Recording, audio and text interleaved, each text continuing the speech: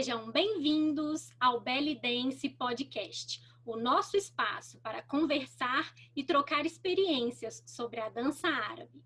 Eu sou Rafaela Alves, bailarina com 19 anos de experiência e professora há 15 anos, diretora artística do Estúdio de Danças Rafaela Alves, na cidade de Juiz de Fora, Minas Gerais.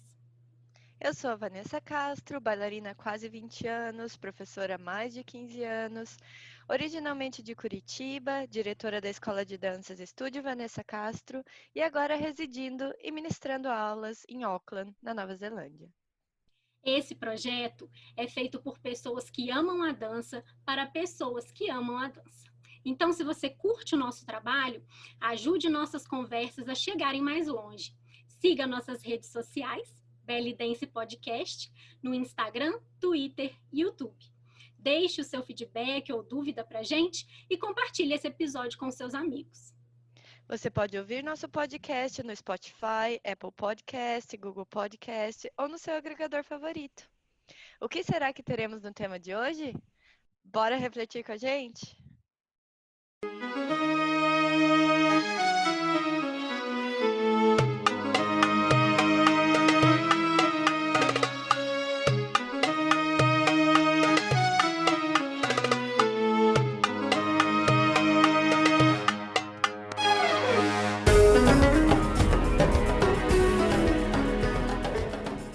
Dançar fora do Brasil é sonho de muitas bailarinas. Mas como é esse processo? O que é necessário? Como funcionam os shows? Para falar sobre esse tema tão interessante, recebemos hoje a nossa bailoca Esmeralda. Com 20 anos dedicados exclusivamente às danças árabes, Esmeralda foi parte do quadro de artistas de La Maison de l'Artiste, do Líbano, de 2002 a 2014, sendo uma das mais jovens bailarinas brasileiras a dançar profissionalmente no Golfo, Norte da África e Oriente Médio. Nesses 12 anos, dançou e viveu nos Emirados Árabes, Catar, Síria, Tunísia, Marrocos, Argélia e Omã, com 3 temporadas no Líbano. Seu quadril preciso, sua expressão e uma musicalidade refinada, tudo isso construído com tempo, erros, acertos e, acima de tudo, muita certeza, fizeram dela mestra e solista em 32 países. Chamada de Joia da Tunísia e considerada por muitos Samia Gamal do século XXI, mas seu apelido mais consagrado é Bailoca. Ismê, é um prazer receber você aqui. Seja muito bem-vinda.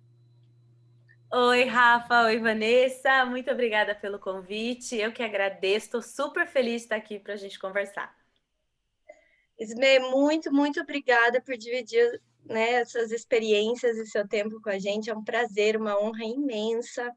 E você é muito conhecida, no Brasil, mas eu queria voltar muitos anos atrás, que você contasse um pouquinho para a gente sobre o seu contrato no exterior, como isso aconteceu, como você decidiu viajar para dançar fora do país, quanto tempo você dançava antes de você viajar, e se era alguma coisa que você planejava ou se aconteceu de forma surpresa, né? O que te guiou a sair do Brasil e experimentar dançar fora, no exterior? Olha, Van, eu comecei a dançar em 1998 e eu fui para os países árabes em 2002. Então eu tinha 4 anos aí de danças árabes, né? De dança do ventre, na verdade.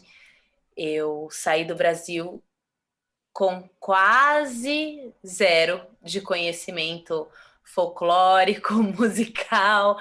Eu era muito nova. Eu tinha 19 anos e eu tinha aulas de dança na casa da minha professora, Lúcia Nogueira, minha mestra, minha única professora assim de muito tempo. E para mim o que existia era a sala dela, as festas que a gente fazia de final de ano. E até que em 99 eu ganhei um festival, categoria profissional, um festival pequeno aqui em São Paulo. Eu, infelizmente, não me recordo o nome do festival agora. E aí, uma das um dos prêmios, né, era dançar num restaurante árabe de São Paulo, que também era uma coisa que eu nunca tinha feito. Então, essa foi a primeira porta, assim, que eu vi aberta, e foi por onde eu comecei a entender que existia mais desse mercado, dessa comunidade, do que a minha ingênua rotina me mostrava, né? Do que eu apreciava até então. E aí eu comecei a dançar num restaurante aqui em Pinheiros, em São Paulo. E aí, numa das apresentações, eu conheci a Fadwa Said. A Fadwa, na época, era professora das escolas Luxor, que na época estava sob a direção da Hayat El Helwa, junto com Leonel Consorte. E ela me convidou para ir para Luxor, para conhecer. Ela falou, nossa, vai lá, você vai adorar. E eu lembro que na época eu pensei, ai meu Deus, a Lúcia vai ficar enciumada, mas eu vou. E eu fui, e eu fiquei impressionada, né? Imagina, eu entrei numa escola que tinha faraós pintados na parede, né? Uma parede enorme com o rosto da Hayat, coisa mais linda. Toda aquela estrutura, eu fiquei chocada, menina. E passei um tempo na Luxor, foram meses e aprendi muito, nossa, eu adorei. Isso nós já estamos, perdão, a minha entrada na Luxor já foi de 2001 para 2002. Eu fiquei meses ali, mas foi muito, muito, muito legal. Aprendi bastante, mas nunca deixei a Lúcia.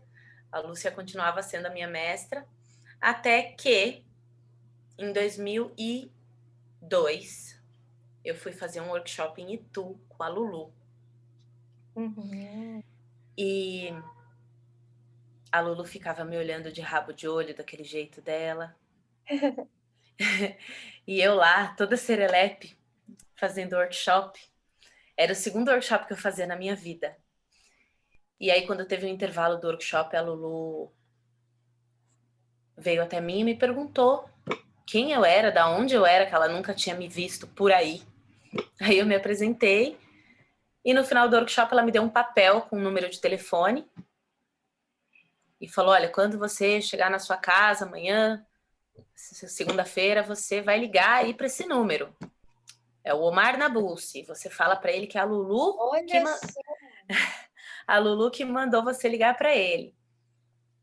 E aí eu lembro que eu fiquei com uma cara assim meio perdida, né, meio de interrogação. E aí ela falou para mim, você é material para dançar fora do Brasil. Você tem talento para ir para fora. Eu acho que você podia tentar. Até então eu não fazia a menor ideia nem que isso era possível.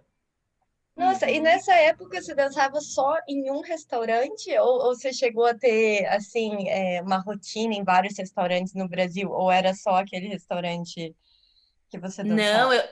Eu dancei naquele restaurante só umas 3, 4 vezes. E só. Olha só, então você não tinha muita experiência mesmo. Não, eu lembro que quando eu estava no Luxor, nós fizemos um jantar árabe, se eu não me engano foi no Clube Espéria, e todas as meninas já tinham experiência, né? E eu tava desesperada, eu não sabia o que fazer. Gente, olha, mas são aquelas coisas da vida, assim, que acontecem, as portas se abrem na hora certa, você conhece a pessoa certa na hora certa e tudo se encaminha. Parece que magicamente, né? Mas eu confesso para você que a princípio eu não levei muita fé, não. Tanto que eu não liguei pro Omar na segunda-feira. Eu deixei passar. E aí, depois de um mês arrumando o meu quarto, eu achei o papel. Eu falei, ai meu Deus, eu vou ligar, vai. Aí eu liguei. Aí eu lembro que o Omar atendeu e eu falei assim, por favor, eu queria falar com o Omar, ele é ele. Eu falei, olha, Omar, meu nome é Esmeralda, quem me deu o seu contato foi a Lulu. Aí ele fez assim, eu sei, você está um mês atrasada para me ligar. Olha, Gente! tava só esperando. Legal saber Tava só essas esperando. histórias, né? Olha só. Muito, muito legal. Foi, gente. Eu liguei pro Omar, se eu não me engano, essa ligação aconteceu entre maio e julho de 2002. E em novembro de 2002, eu recebi a notícia de que a Maison de l'Artiste tinha aprovado o meu material, meu vídeo, minhas fotos. E o Ramadã naquele ano terminaria no dia 5 de dezembro. Então, no dia 3 de dezembro, eu lembro até hoje, eu embarquei para Abu Dhabi. Cheguei em Abu Dhabi no dia 4 e fiz o meu primeiro show internacional no dia 5. Nossa. Então, Ismê, conta pra gente um pouquinho como que funciona esse contrato para dançar nos Emirados, como que funcionou para você, né? Como que era a sua rotina, como que foi? Bom, Rafa, eu dancei nos países árabes de 2002 a 2014. Na minha época, os contratos eram de 1 a 3 meses, né? A maior parte. Haviam exceções, haviam contratos que às vezes duravam 5, 6 meses, até mais, né? Dependendo da disponibilidade do restaurante, né? E do quão bom o trabalho era exercido, né? Da energia ali do pessoal em geral, músico, bailarina, enfim. E eu falo que eu tive 12 anos de sucesso, mas as pessoas entendem, né? Nossa, 12 anos, meu Deus, que sucesso, que sucesso. Mas é um sucesso de sobrevivência, né? Você sobrevive. Você sobrevive todos os dias. Eu sempre fui uma pessoa muito flexível, eu sempre fui uma pessoa muito desapegada, então foi muito fácil para mim criar uma rotina, foi muito fácil no sentido de, ok, era aquilo que estava disponível para mim, eu sempre fui uma pessoa que aceitei as minhas realidades de uma forma muito rápida. Então, eu entendia rapidamente como seria, como tinha que ser, o que eu tinha que fazer, e fazia, né? Então, não tenho nada a reclamar, assim, não sei dizer para você uma coisa que foi muito difícil. Claro, né, senti saudade, principalmente da minha mãe. Eu acho que era o mais difícil ficar longe da minha mãe, mas foi muito importante, foi essencial para o meu relacionamento com ela, foi essencial para o meu desenvolvimento enquanto mulher. A minha mãe é uma mulher extremamente independente, foi mãe solteira, então ela me criou desde pequena para ser uma mulher independente, né? Ela me criou para que eu soubesse sempre me virar, independente do cenário. Então foi fundamental, foi muito interessante. Ela sofreu em me deixar ir, mas ela deixou. Eu acho que nós entendemos que aquilo é porque foi tudo tão casadinho, foi tudo tão certinho. Era para ser, né? Era para ser. Eu acho que ela sabia disso e eu também. Então, ela ficou chorando aqui, eu ficava chorando lá, mas estava tudo certo. Foi bom para o crescimento, né? E olha só, tudo que aconteceu depois, né? Daquela simples decisão, olha o que veio, né? Depois. E como que era a sua rotina? Você acordava de manhã e aí o que você fazia? Olha, a rotina, eu vejo hoje as meninas, adoro acompanhar as meninas que trabalham fora, e eu percebo que algumas coisas nunca mudam e outras mudaram bastante, né? Então, logo que eu cheguei, imagina, nós não tínhamos, né, essa vida virtual que nós temos hoje. Então, basicamente, a minha rotina consistia em acordar, treinar, assistir televisão, fazer... Você treinava musculação? Você fazia... Ou você treinava dança do ventre, assim? Não, treinava dança do ventre mesmo, imagina, nem ia para academia. Era a minha rotina, particularmente, era muito fechada. Claro que tinha academia nos hotéis, então de vez em quando descia lá, fazia uma esteira, bicicleta. Mas não, eu ficava treinando dança do ventre mesmo no quarto, porque, como eu falei, eu fui para lá com 4 anos de dança do ventre. Eu me considero, sem falsa modéstia, me considero uma pessoa talentosa para dançar, danço desde os 4 anos, mas isso não quer dizer que você tenha embasamento e saiba 100% o que você está fazendo, né? Ter talento é uma coisa, ter conhecimento e prática é outra. Então, eu precisava melhorar. Eu tive 4 anos só sob a tutela de professoras, né? Com pessoas me instruindo. E a partir do momento que você chegava lá, as suas instruções passavam a ser de outros nichos. Então, quem começou a me instruir? Músico, o próprio público, né? Então, eu tive que compreender que o público ia ser o meu termômetro e eu precisava compreender, eu precisava ler aquelas expressões, eu precisava entender se aquele ambiente estava murcho, entre aspas, ou frio, e aquela culpa era minha, era culpa minha, eu estava feia, ou era o repertório, estava ruim a música, né? É muito interessante, porque foi um crescimento meio que orgânico na percepção, no autoconhecimento, então, realmente é muito diferente de um aprendizado de você estar, né, por exemplo, numa sala de aula reproduzindo movimentos, foi realmente algo que teve que vir de você, né? Muito legal isso. Sim, sim. E eram dois aprendizados que caminhavam paralelamente.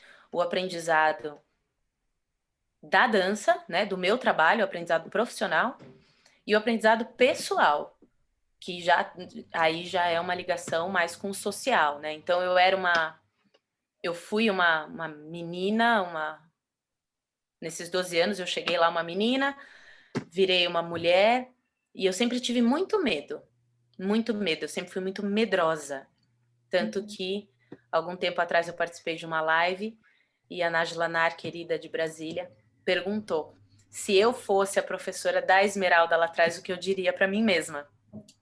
E a resposta foi essa. Eu falei, eu diria para que eu não tivesse tanto medo. Ninguém nunca falou isso para mim. Então, mas então você tinha medo, mas você foi, né? Não deixou eu aquilo fui. te paralisar, né? Vai com medo mesmo.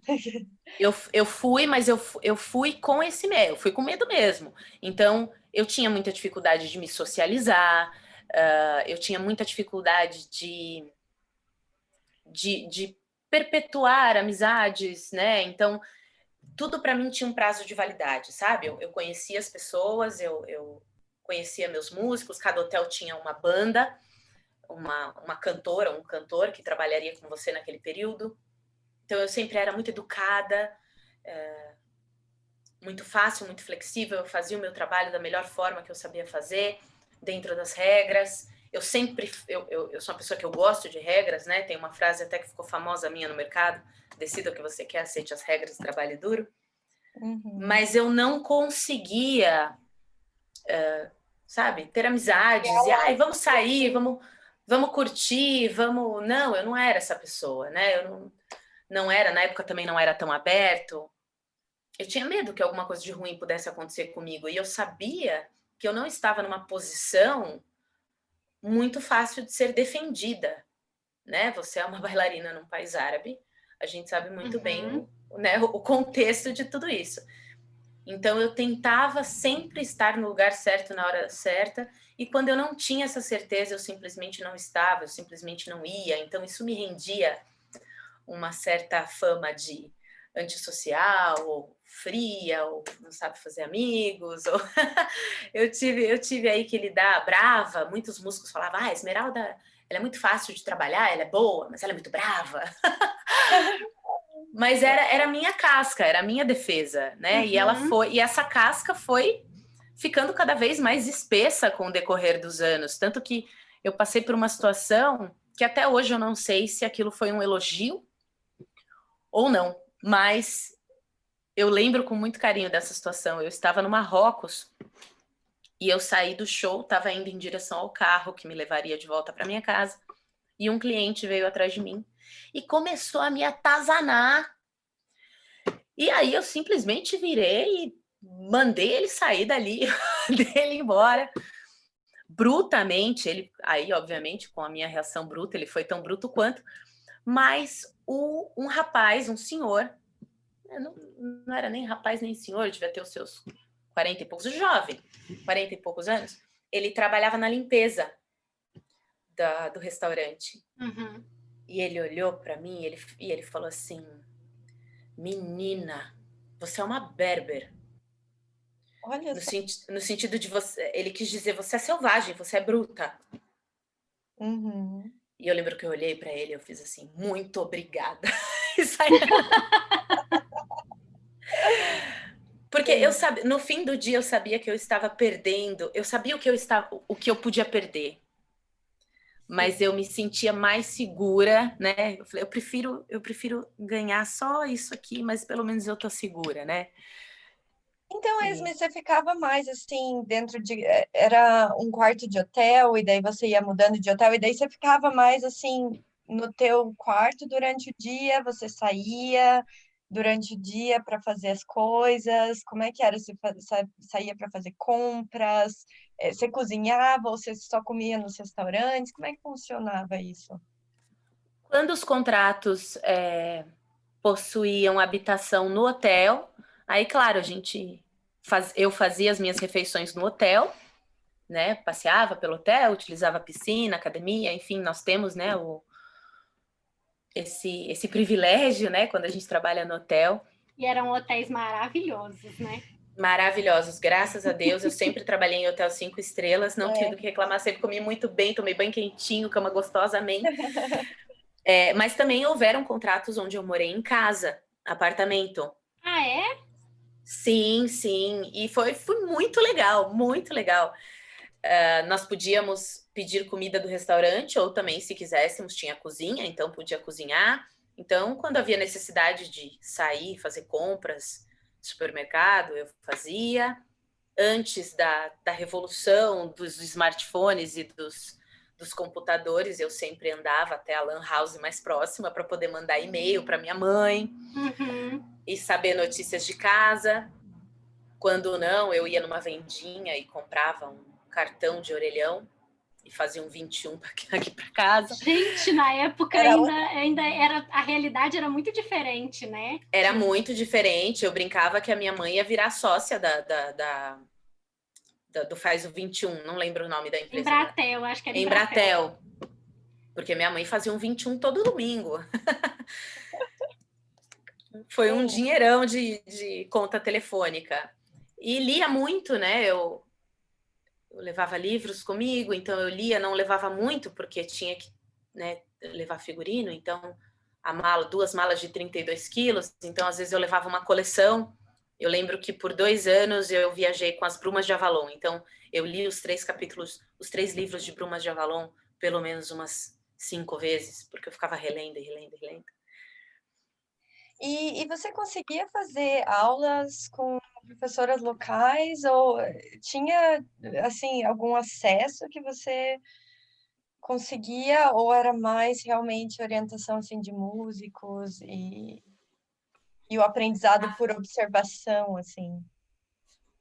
Olha, a primeira vez que eu fiz uma aula de dança do ventre em país árabe foi no Marrocos, em 2005, se eu não me engano. Eu fiz uma aula de dança do ventre com uma professora marroquina. Foi muito legal. Acho que eu fiz umas 2, 3 aulas. Mas como eu falei, eu era uma pessoa que eu tinha muito medo, né? Eu tinha medo até de perguntar. Eu acho que toda a curiosidade que eu tenho hoje, toda a curiosidade que desabrochou em mim depois dos meus 25, 26 anos, eu acho que foi porque transbordou mesmo. Eu fui guardando tanto, eu fui segurando tanto que chegou uma hora que não tinha por onde sair. E aí eu virei uma pessoa muito curiosa, muito perguntadeira, muito, enfim. Mas eu tinha muito medo de perguntar, e eu precisava de orientação, eu precisava perguntar para as pessoas. E às vezes eu tinha medo, né? Eu falei, não, melhor não, né? Melhor não ir. Vai que dá ruim, melhor não ir. Não, e além do mais naquela época, né? Porque realmente você ficava meio sozinha, né? Não era tão fácil o acesso para conversar, digamos, com a tua mãe, ou com amigos, ou com família. Era todo um processo, né? Para ligação. Então, Sim. com certeza. Mas eu aprendi muito através, como eu falei para vocês, eu observava muito. Então, quando eu tinha a oportunidade de dançar em casamentos, em festas particulares, eu dancei muito em festas particulares de mulheres, quando elas faziam chá da tarde ou quando tinha algum aniversário, principalmente quando era só de mulheres, eu adorava fazer essas festas porque eu podia vê-las dançando, eu aprendi a dançar Halija, assim. Eu fiz muito chá da tarde no Catar. Eu trabalhei para uma família no Catar, para a família Al-Fardan, e a Madame Al-Fardan fazia festas à tarde na casa dela. Delícia. E eu lembro, eu falo que nesse dia foi a minha masterclass, o meu mestrado, doutorado, tudo junto de Halija, foi nesse dia. Nossa, e é muito especial e é tão raro, né? Ter momentos assim, realmente, nossa, muito especial. Muito. Você dançava todo dia? Como é que era? Você tinha intervalos? Como que era a estrutura do show? Qual que era a duração? Bom, alguns contratos nós trabalhávamos 7 dias na semana, outros, dependendo do país, dependendo da cidade, nós tínhamos um dia de folga. Então, eu já cheguei a trabalhar todos os dias, como também já cheguei a ter um dia de folga. Os shows tinham, em média, a duração de 1 hora a 1 hora e 15, também isso podia variar de país para país. Eu já cheguei a fazer show de 2 horas na Tunísia, por exemplo, e no Uhum. Marrocos também. O show, ele tinha uma estrutura, nós tínhamos uma estrutura padrão, claro que cada bailarina podia mexer, né, no show e adicionar algo mais individual, mais particular, mas existia, acho que até hoje, talvez, não sei, não posso falar de hoje, né? A última vez que eu fiz um contrato foi em 2014, então vou me manter ali nessa época. O show sempre começava com uma rotina, um mise-en-scène, e aí a gente fazia uma tradicional, um tarab, passávamos por saída, baladi, khaliji. O baladi estava sempre mais acoplado para o final do show, né? Eu brincava que era saideira, taksim, baladi, solo, ayubi, beijo, tchau. Era a combinação. Era a combinação, porque a partir do momento que o taksim começava, era uma tacada só, né? Do ballad, do taksim já entrava pro ballad, do ballad já entrava pro solo, do solo, pá, caía no chão e tararara, entrava o ayubi, e aí levantava do ayubi e aquilo acelerava, e 7, 8, gira, gira, gira, gira, shukran, thank you, e tchau. Então, Ismê, tinha algum intervalo? Você trocava de roupa? Como que funcionava isso? Tinham sim alguns contratos que pediam para que nós trocássemos de figurino, tinha intervalo, e outros não. Eu acho que dentro desses meus 12 anos, eu trabalhei mais em restaurantes onde eu não precisava fazer a troca. Mas sim, eu tive experiência, cheguei a trabalhar em vários restaurantes onde eu tinha intervalo. Alguns intervalos eram bem legais, assim, realmente dava tempo de você trocar, retocar a maquiagem, tomar um suquinho e tal. Como tinham outros que não. Então, por exemplo, Era eu lembro, direto. não só direto, o intervalo era muito curto, né? Era só realmente para você trocar. Eu lembro até hoje o meu contrato no Metropolitan Palace, em Dubai. Realmente o intervalo era para os músicos tomarem uma água, era, sei lá, 10 minutos. Entendi. E às vezes, menina, a gente estava suada e o vestido não saía. Gente, que agonia! Sabemos. E eu lembro que o Toda bailarina já passou por uma troca de figurino Oh, meu assim, né? Deus! E nesse restaurante, nesse Al Diwan, chamava o restaurante no Metropolitan Palace, e o maestro da orquestra era o Suleiman, um dos músicos de kanun mais incríveis com quem eu já trabalhei. E ele batia na porta, ele abria a porta só um pouquinho, não colocava o rosto, e ele falava assim, Esmeralda, are you ready? Mas ele fazia isso tipo 5 vezes seguidas, porque ele não esperava nem 3 minutos. Eu falava, Suleiman, em 3 minutos não dá pra tirar a roupa, calma. Mas aí você vai aprendendo, quando você vê em 5 minutos você já trocou, né? E tinha diferença entre os países da estrutura do show ou praticamente era muito parecido entre os países? Porque você teve experiência em muitos países diferentes, tem uma cultura diferente, então eles pediam estilos diferentes ou músicas que eles gostavam mais do que outros, ou era meio padrão? Eu vou...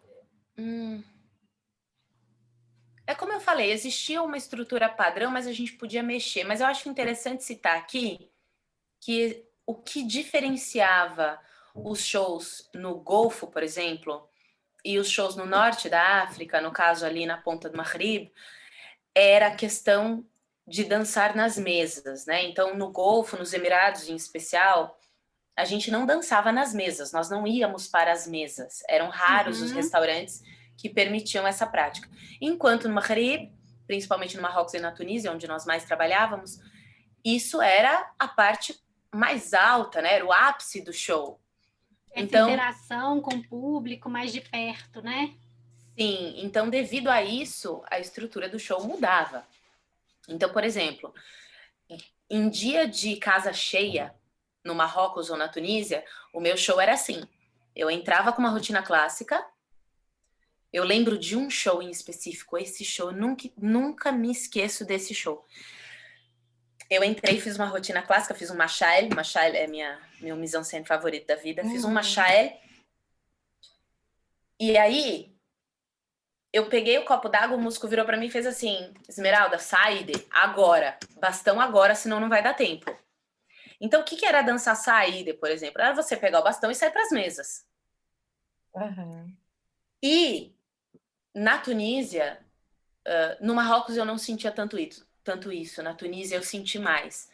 Que o público, ele tinha uma diversidade muito grande. Então, às vezes, nós tínhamos mesas da Líbia, mesa dos Emirados, mesas estrangeiras, né, europeias, turistas. Então, era bem misturado, assim. Uhum. E junto a essa prática de dançar nas mesas, tem a prática de jogar o dinheiro. Então, naquela época, era muito forte, eu não sei se hoje ainda tá assim, mas naquela época era muito forte a cultura de chover dinheiro na bailarina. Gente, é o sonho de toda bailarina, né? É muito legal. É muito Deve legal quando ser chove dinheiro na nossa legal. cabeça. Eu falo que eu vou colocar isso no currículo, né? Porque isso é frase de currículo. Né? Já tive chuva de dinheiro, já choveu dinheiro na minha cabeça. Agora conta pra gente. Porque assim, ok, a gente vê nos shows a galera jogando dinheiro, mas quem que recolhia? Porque o meu nervoso é... gente, precisa pegar esse dinheiro. Como que funcionava isso? Então, quando nós saíamos para as mesas, quando eu saía para as mesas, eu sempre fui acompanhada de um músico e um segurança. Uhum. Isso era bem importante, eu fazia sempre questão. O músico, ou ele tinha um tabel, ou ele tinha um daf, algum instrumento de percussão grande onde ele pudesse depositar aquela quantia que caía no chão. E o segurança, ou algum outro colaborador do restaurante, ajudava nesse processo. Eu simplesmente ia passando, ia fazendo o que eu tinha que fazer. Tudo no esquema. Em algumas situações, o dinheiro era colocado em nós, sim, né? Dinheiro colocado no cinto, no busto, isso era comum.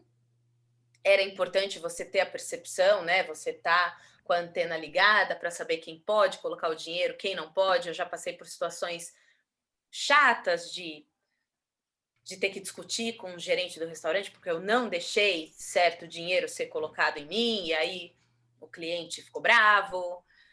E eu falei assim, meu amigo, eu fui criada à base de iogurte, não é qualquer pessoa que vai meter a mão com dinheiro em mim, você tá maluco?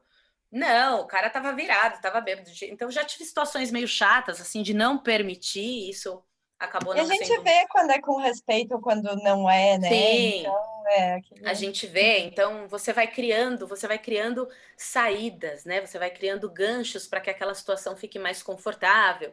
Então eu percebia, você vai ficando assim com os olhos muito sensíveis, né? A percepção de quem tá com quem, que mesa que tá mais cheia, qual mesa tá fazendo mais barulho. Então, a mesa tá fazendo muito barulho, eu já fico de olho, essa mesa tá bebendo, não tá? Quantas pessoas tem? Então, quando eu percebia que um homem queria colocar dinheiro em mim, mas eu sabia que ele estava acompanhado, então eu tentava fazer uma graça, pedia para ele dar o dinheiro para a mulher, e aí, ok, aí a mulher colocava dinheiro no cinto e tal, enfim. Então, várias... É o jogo de cintura. Exatamente isso que eu ia falar. Todo um jogo de cintura. E aí, no final do show, todo esse dinheiro era recolhido pelo segurança, ou por algum colaborador, ou pelos próprios músicos. Esse dinheiro ia todo para o backstage, eles faziam a contagem, o dinheiro era dividido. Inclusive, eu sempre achei essa prática justa, porque eu não sei se muitas pessoas sabem, mas num restaurante que começa o seu funcionamento às 7 da noite e vai até às 4 da manhã, esse restaurante tem uma banda que provavelmente vai começar a tocar 1 hora após o começo do serviço, e vai até 1 minuto a mais pós o fechamento, né? Eu brincava que os músicos trabalhavam das 8 até as 4:01. Eles sempre foram os que mais trabalharam. E aí, dentro desse período, nós tínhamos de 1 a 2 cantores, até 3, a bailarina. Mas eu trabalhava 1 hora e pouquinho, a cantora, o cantor, mais 1 hora e pouquinho, mas nunca trocava a banda. Então, eu nunca reclamei de dividir o meu dinheiro com os músicos. E quando eu senti... Porque aquele dinheiro era um dinheiro extra, né? Eu tinha o meu salário. Então, eu também sempre tive a prática de... quando eu sentia que a quantia era pouca, né, Raso? Porque sempre tinham dias que chovia mais dinheiro e dias que não chovia tanto dinheiro, né? Poxa, eu pensava, o dia não teve tanta chuva, não teve tanta caixinha, eu sou uma e a minha orquestra tem 15. Poxa, né? Então se dividiu 30 e 30, aquele 30 vai ser subdividido por 15, meu Deus!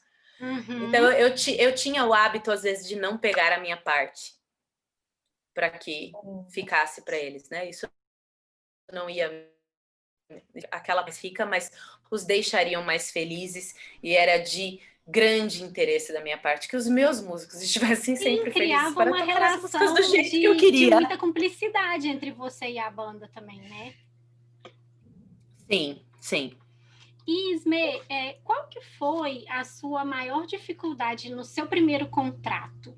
O que foi um momento ou a situação que você falou assim, meu Deus, como que eu vou dar conta? Foi a comunicação com a banda, a escolha de repertório, o que foi? Olha, eu não tive nada difícil, graças a Deus. Não no primeiro contrato. No primeiro contrato eu tive situações bem engraçadas. Então, por exemplo, meu primeiro ensaio com os músicos.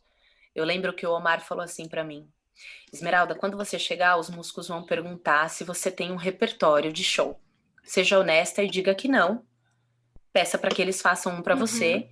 Eu tenho certeza que eles farão. E isso aconteceu exatamente como ele falou. Eu cheguei, eles perguntaram se eu tinha repertório, eu disse que não, sem problema, Esmeralda, vamos fazer. Pegaram um lápis, uma caneta, um papel, vamos lá. Esmeralda Show, como é que vai ser? Aí eu lembro, meu primeiro contrato foi no Elberky. No Elberky tinham 2 músicos. O Tony, que era o tecladista, e o derbaquista. Como é que era o nome do derbaquista? Fugiu agora, peraí que eu já lembro. E aí o Tony começou a escrever e ele falou, bom, vamos começar com Zettelhossen, né, gente? Zettelhossen é tradicional, vamos começar com Zettelhossen, todo mundo conhece. E eu não sabia nome de nenhum de música. Na época, não sabia nada. Isso é uma coisa, na época não era tão comum a gente saber nome de música, né, Isme? Hoje a gente tem mais acesso, assim, a nome de música, até por causa da internet mesmo, é mais fácil a gente pesquisar. Mas eu acho que isso também passou um pouco, isso foi um pouco de relapso da minha parte, eu vejo isso por esse lado também. Não tínhamos tanto acesso, mas também teve um pouco de relapso da minha parte. E eu não sabia nome de música nenhum, absolutamente nenhum. Eu podia cantarolar a música, sabe? Ótimo, ótima música, vai essa mesmo. E aí eu falei... Adoro essa. Sabe aquele momento, aqueles segundos que você fala, meu... Então foi mais ou menos assim, vamos fazer Zettelhossen? Eu falei, claro, vamos. Claro. Aí ele falou, tá, depois de Zettelhossen, vamos fazer Ganalhaua? Aí eu lembro que eu falei, Ganalhaua, eu acho que eu não conheço. Não tem problema, Habib, não tem problema, a gente escolhe outra. Vamos fazer La Marahel Sabremino. Aí eu, La Marahel Sabremino? Tá aí eu lembro do Tony falando... ele falou 3, 4 músicas e eu disse que eu não conhecia. E aí eu percebi o desânimo neles. Aí eu falei, ai, minha Nossa Senhora. Aí eu tive um pensamento na hora, foi muito rápido. Eu falei assim, eles me contrataram como uma bailarina profissional. Mas é óbvio que eu não sou, é óbvio, tá na minha cara que eu não sou. Mas agora eu já tô aqui. Então eu decidi que a partir daquele momento, a próxima música que ele falasse, eu ia dizer que eu conhecia. Todas as próximas. Aí ele virou e falou o nome de uma música. Eu falei, essa eu adoro. Aí eles já até arrumaram, sentaram direito na mesa. E essa? Eu falei, essa também, adoro, pode pôr. E essa, adoro, pode pôr. No fim das contas, meu repertório tinha 10 músicas, nenhuma que eu conhecia, pelo menos de nome não. E aí eles falaram assim, bom, então vamos fazer um ensaio rapidinho? Aí eles falaram, bom, Setel Roça não precisa, porque todo mundo conhece. Eu falei, não, vamos fazer, sabe por quê? Porque às vezes lá no meu país eles tocam diferente. Sabe como é que é, né? Ótimo. Mandei. Só que aí o que ele fez, amada? Ele já tocou o Setel Roça da hora que eu entrava. Né? Ele já começou no... Aí, beleza, fizemos um ensaio, eu fui lá de improviso, saí feliz, falei, não, eu vou saber fazer isso, Aí chegou a hora do show, gata. 5 de dezembro de 2002, primeiro dia, acabou o Ramadã, aquele restaurante lotado, não cabia uma mosca. E agora com vocês, a bailarina Esmeralda. E o que ele fez? Ele tocou a introdução do Setel Roça. Aí eu fiz assim, mano, que música é essa? Fiquei gelada, fiquei branca, mais branca do que eu já sou, né? Quase. Falei, mano, que música é essa? E ele ia desenvolvendo a música. E eu falava, meu Deus. Ele tava curtindo o momento dele, né? Ele tava fazendo a introdução. Será que eu fico? O que eu faço? Ele tava tocando a introdução como deve ser, só que eu não sabia que a música tinha uma introdução. Aí eu só sei que eu fui, coloquei a cabecinha assim pra fora da porta. E a porta onde era o camarim nesse restaurante dava bem de frente para eles. Eu ficava lá no fundo do restaurante. Então eu coloquei a cabecinha assim para fora, ele viu e fez um não com a cabeça. Tipo, não é agora. Eu voltei. Aí eu esperei mais um pouquinho, aí eu pus a cabeça para fora de novo, ele fez não, de novo eu voltei. Aí ele começou o taxim, né? Aquele taxinzinho de introdução do Setel Roça. Aí eu falei, mano, agora, eu vou entrar, não quero nem saber. Ele mudou a música, eu vou entrar, catei o véu e saí, menina. Saí com o véu aqui na frente e vim fazendo 8, só no 8, só no camelo, devagarzinho. Eu tinha 2 gerentes nesse restaurante, o Jorge e o Chaya. O Chaya era enorme, ele tinha, sei lá, 2 metros de altura. E o Jorge não tinha nem 1,5 metro. Quem que entrou na minha frente? O Jorge entrou na minha frente e fez assim, Esmeralda, Habibi, ainda não é agora na música. Aí eu fiz assim, você jura, Jorge? E você acha que você tá me escondendo? Que esse seu tamanho todo. Agora já foi. Agora vambora. Entendeu? E aí foi. Foi assim o meu primeiro Setel Roça. Comemos muito romos depois desse show, rindo da situação. E eu dizendo pra eles, mano, como é que vocês não me avisam que Setel Roça não tem introdução?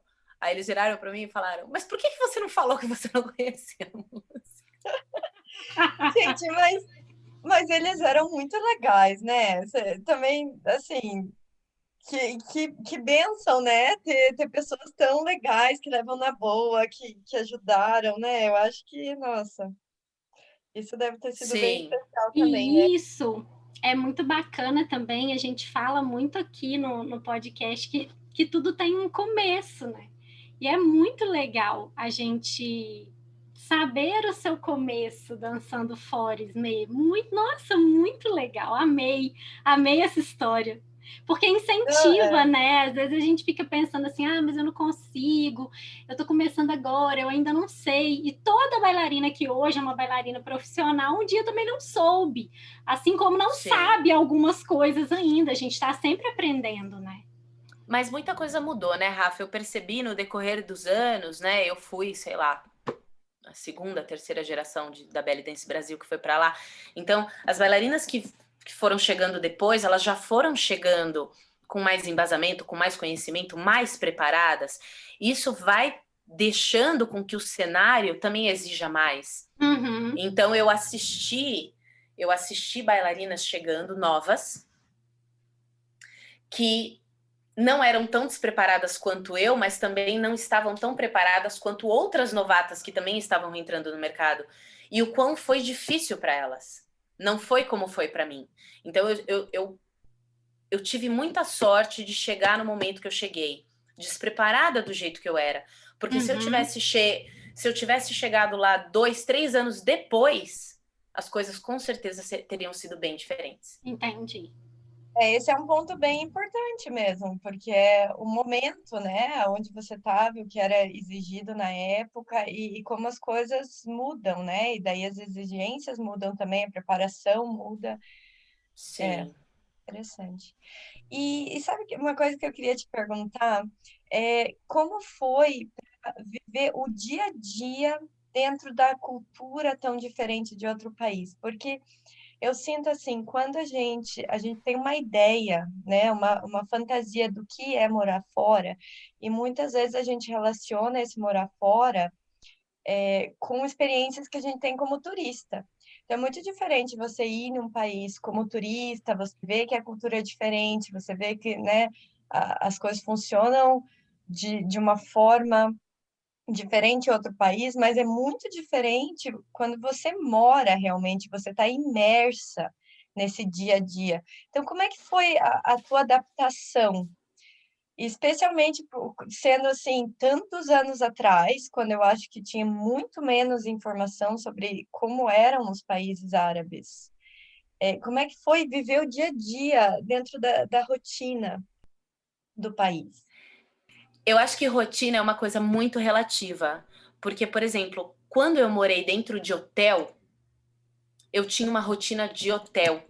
Então, quem tem rotina de hotel não são as pessoas locais, concorda? Aham. Então, dentro do meu quarto ou dentro da casa que eu morei, aquele era o meu mundo. Ali dentro tinha a minha rotina. E como só tinha eu ali, não tinha influência de fora. Então, é importante dizer isso, né? Às vezes a gente fala, eu estou morando em outro lugar, eu estou vivendo a rotina desse país. Não, depende, como que você está vivendo? Você está morando aonde? Quais são as pessoas que convivem com você, né? Então, eu convivia com os meus músicos, com o meu gerente, com as pessoas que trabalhavam comigo, com toda a equipe, na hora que eu ia trabalhar. Antes disso, eu estava no meu quarto, eu estava em alguma área social do hotel, com pessoas entrando e saindo, pessoas de diversas partes do mundo. Então, de uma certa forma, morando em hotel, você tem uma rotina de hotel, né? Que é um tipo de rotina. Como viver em uma bolha, né? Porque Sim, realmente dentro do país você está, né, naquela bolha protegida do hotel, com muitas pessoas vindo de outros lugares do mundo, então tem muito mais abertura, né? Eu imagino, do sim. Então você está dentro do hotel, você está assistindo a BBC, a CNN, você está assistindo TV Sanka, você está assistindo a MTV, então tá tudo certo, você está comendo pasta, né? Então existe todo um mundo dentro daquela bolha. Então você escolhe se você vai assistir a televisão francesa e comer uma pasta, né?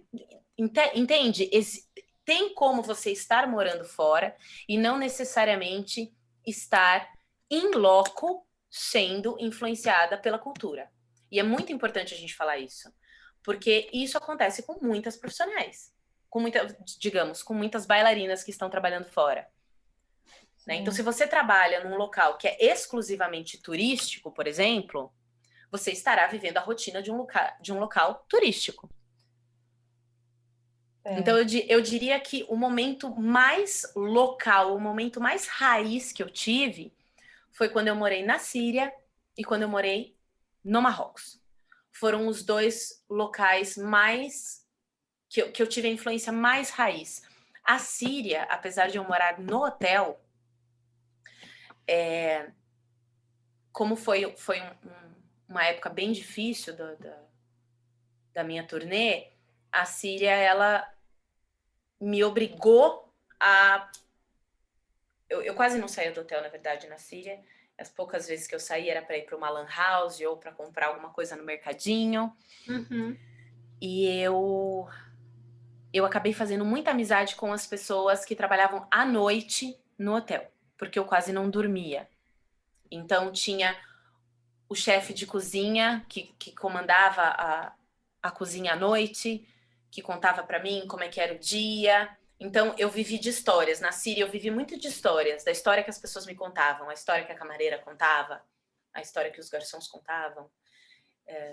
Então me senti muito próximo daquelas pessoas. E a Síria é um local muito humilde, é um local muito simples, então você saía na rua, não tinha como. Naquela época não tinha muito turista na Síria. Então, até mesmo dentro do hotel, era muito latente a realidade daquelas pessoas, a tradição daquelas pessoas, a energia daquelas pessoas. E no Marrocos, as 2 vezes que eu trabalhei no Marrocos, eu morei em casa. E principalmente na segunda vez que eu trabalhei no Marrocos, eu morei num apartamento e eu tinha eu falo companheira, né? Ela era minha faxineira, minha cozinheira, ela ia lá para limpar e para cozinhar para mim, mas eu falava que Jamila era minha companheira, porque era com ela que eu conversava, que eu cantava, que eu dava risada. E Jamila tinha 20 e tantos anos, era local de Casablanca. E Jamila me contava o que acontecia na cidade, me levava para passear na cidade, me levou para conhecer a família dela. Às vezes me dava bronca, porque eu não queria sair. Ela falava, Yala, Esmeralda, vamos no supermercado, vamos comprar batata, vamos. Então foram as minhas 2 experiências mais latentes. Fora isso, eu tive uma experiência, obviamente,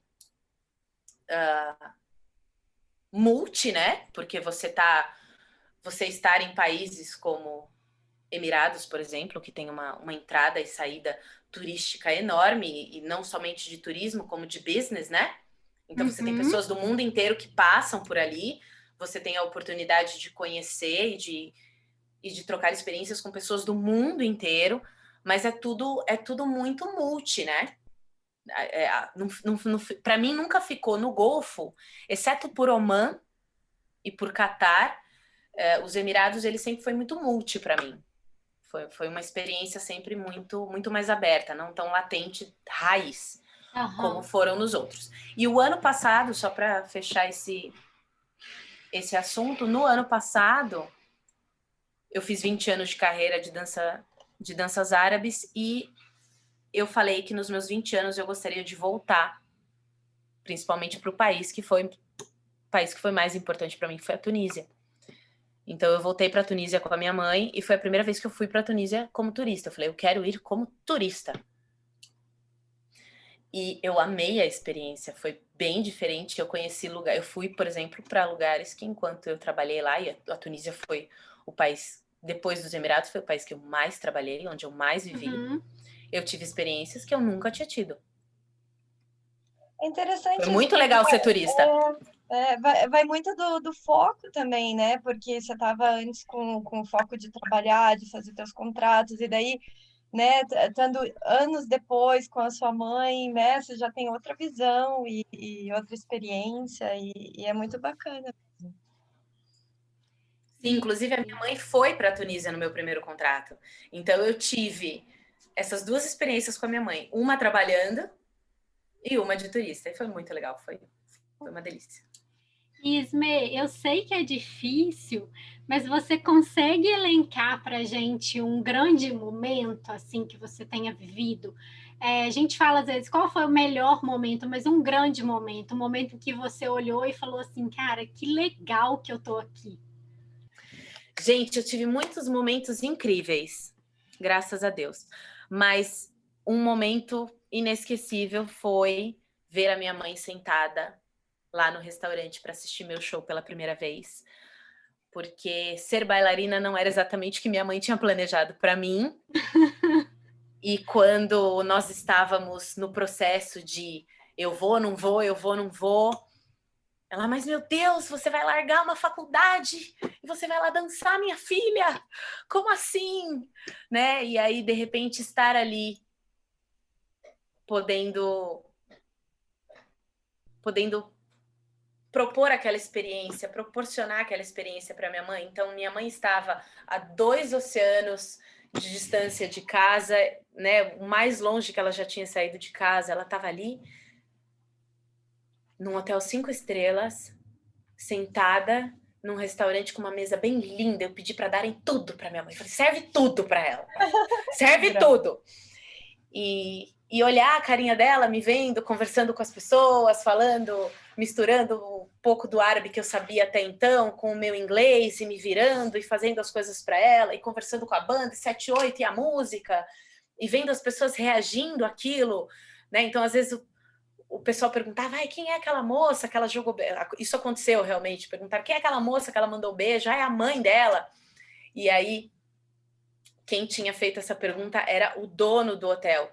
E aí ele olhou para minha mãe e fez assim, a sua filha é uma excelente bailarina. Olha, ela nasceu para isso, ela é sensacional. Uma das melhores que a gente já teve aqui. E a minha mãe chorou muito e eu achei aquilo que foda. Coisa linda! Falei, viu, mãe? Então, acho que isso é memorável. Ismay, conta pra gente o que você acha que mais mudou na sua dança. Mudou tudo, né? Porque eu cheguei lá e não sabia nada. Não sabia. Eu sabia fazer a técnica básica e sorrir. É isso que eu sabia fazer. Então, eu falo que da mesma forma que eu, Esmeralda, cheguei lá uma menina e saí de lá uma mulher, eu cheguei lá uma amadora e saí de lá uma profissional. Então, eu realmente aprendi a dançar lá no palco, com os músicos, ao vivo. Era todo dia acertando, errando, até que eu conseguisse construir um padrão de dança, obviamente dentro do que era exigido, né? Porque, para quem não sabe, trabalhar no exterior existe um padrão exigido. Então, eu fui desenvolvendo, né? Fui aprendendo, fui absorvendo o máximo que eu podia para poder realmente fazer jus ao que era a definição do meu trabalho, né? A ser uma bailarina profissional. E aí foi uma metamorfose. E aí a segunda metamorfose foi sair de lá e vir para cá. Então, sair dos Emirados, sair de um trabalho extremamente comercial e entrar num outro nicho do mercado, em outros nichos do mercado, onde a sensibilidade é mais latente, onde a diversidade é mais latente, onde o coração é mais latente, isso foi um baque gigantesco para mim. Sim. Então, você acha que você teve uma bailarina que se construiu nesses 12 anos, né, de carreira no exterior, e daí você teve que construir uma nova bailarina quando você voltou para o Brasil?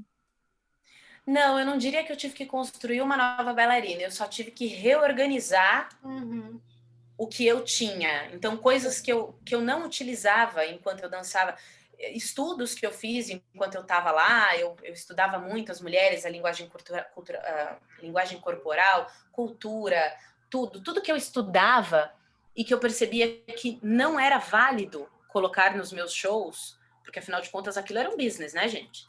Vamos lá, 7/8, é um entretenimento. Você está trabalhando no entretenimento, você é parte de um todo. E, de repente, você deixa de ser parte de um todo para ser você.